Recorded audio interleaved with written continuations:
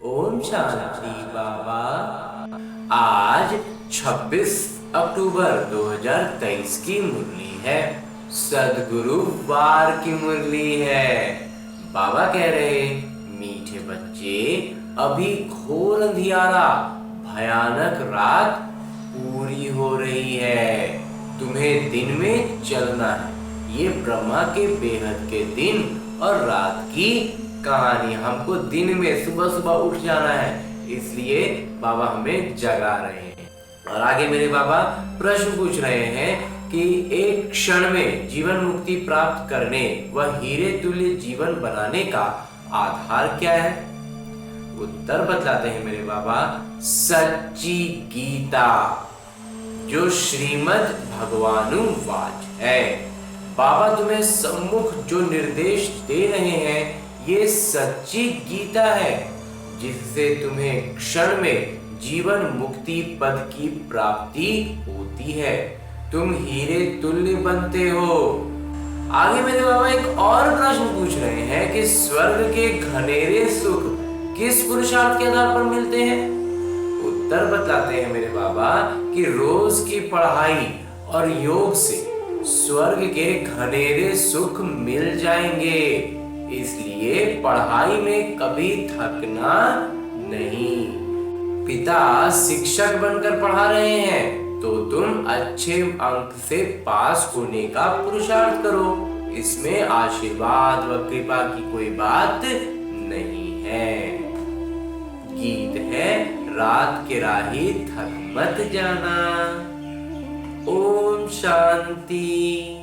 और आगे अपने ब्राह्मण जीवन में आज की मुरली से लिए गए वो बिंदु जो हमें धारण करने हैं, वो है कि पढ़ाई में कभी थकना नहीं है। ऊंच से ऊंच पढ़ाई रोज पढ़नी और पढ़ानी है। विहंग मार्ग की सेवा करने की युक्तियां निकालनी है। योग में रह बाबा से ताकत लेनी है। कृपा आशीर्वाद मांगनी नहीं है। नहीं बाबा।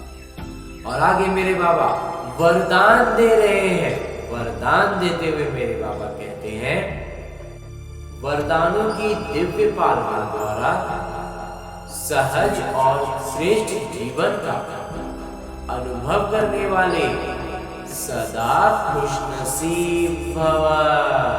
एकदम खुशनसीब है बाबा। तो बाबा संगम युग पर सभी बच्चों को 3 संबंधों से पालना करते हैं।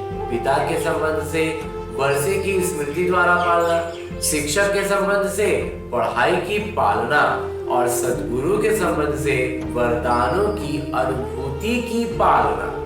तो एक ही समय पर सबको मिल रही और एक ही समय पर सबको मिल रही है। इसी दिव्य पालना द्वारा सहज और श्रेष्ठ जीवन का अनुभव करते रहो। मेहनत और मुश्किल शब्द भी समाप्त हो जाए तब कहेंगे खुश नसीब। जब मेहनत करना पड़ रहा है और मुश्किल लग रहा है, ये सब बातें जब एकदम खत्म हो जाएंगी, तब रहेंगी ही नहीं हमारे जीवन में, तब बाबा कहते हैं हम खुश नसीब इस अवस्था में आ जाएंगे। और अंत में स्लोगन है, मुरली का उपदेश है कि बाबा के साथ साथ सर्व आत्माओं के स्नेही बनना ही सच्ची सद्भावना है।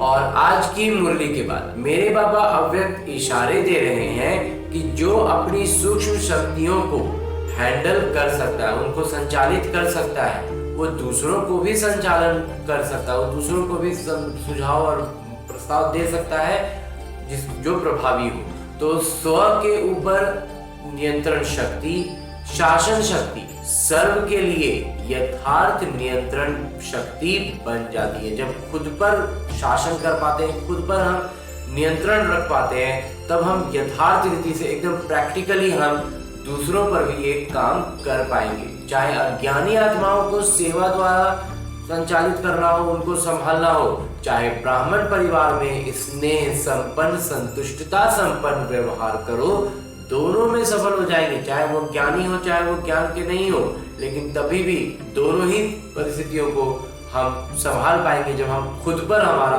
पूर्ण नियंत्रण हो। ओम शांति बाबा। ओम शांति।